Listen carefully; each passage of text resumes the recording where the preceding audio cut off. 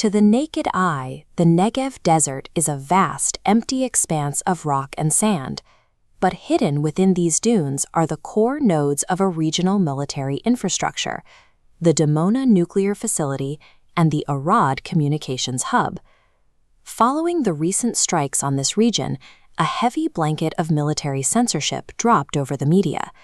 Official reports offered zero specifics regarding the extent of the damage. To bypass ground-level censorship, we have to look at deep data. Advanced Russian Cosmos and Chinese Galfin observation satellites, optical and radar networks that operate far above localized airspace restrictions, captured the raw telemetry and thermal signatures of the impacts. The data recorded by these networks reveals a highly calculated operation. The incoming munitions bypassed generalized area damage to specifically dismantle the hardware connecting this military network, performing a kind of physical lobotomy on the infrastructure. This top-down targeting map details the precision of the first wave. The munitions locked onto exact coordinates at Dimona, 31 degrees north, 35 degrees east, achieving a strike radius of under 5 meters. The first impact breached the facility's secondary cooling units, obliterating 4 high-pressure pumps.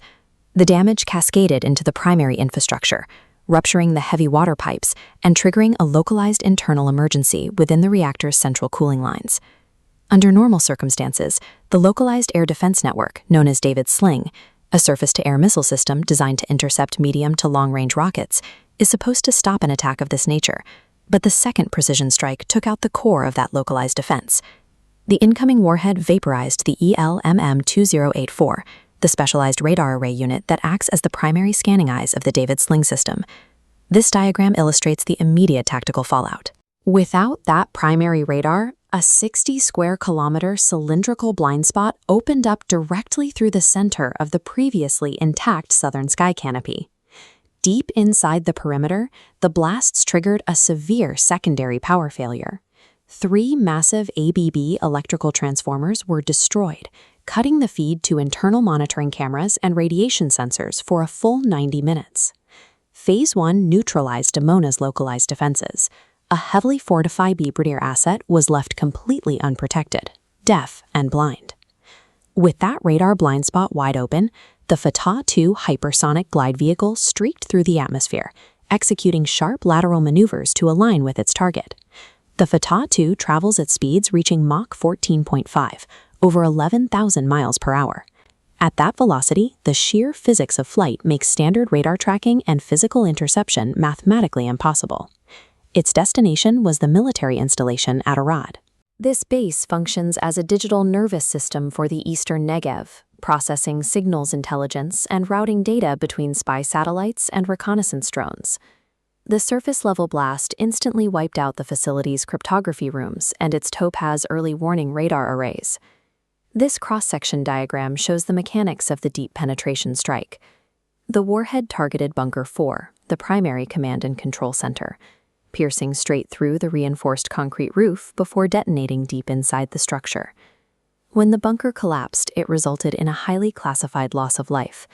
Satellite thermal mapping and subsequent data leaks confirmed the deaths of 34 personnel, including the chief nuclear maintenance engineer. The explosive force reached out into the civilian perimeter of Arad, leveling 3 nearby residential towers. By crushing the communication nodes and command centers at Arad, the strike effectively severed the brain from the body, leaving the frontline military forces entirely cut off from their central command. The cumulative result of these dual strikes is a state of severe technical paralysis. The tactical linkage that coordinates the home front with the forces operating in the Negev has been completely dismantled. This level of surgical destruction relies on alternative global positioning networks, like the Chinese Beidou system, which guided these munitions to their exact terminal points with sub-5-meter accuracy. This comparison demonstrates the tactical shift. A static dome defense relies on predicting standard ballistic arcs. When faced with erratic mid-air maneuvers, the shield is bypassed. The Negev is a live-fire demonstration. Hypersonic, network-guided munitions prove that unbreachable fortresses no longer exist. With the strategic map permanently rewritten, is absolute technological warfare the inescapable new normal for the region?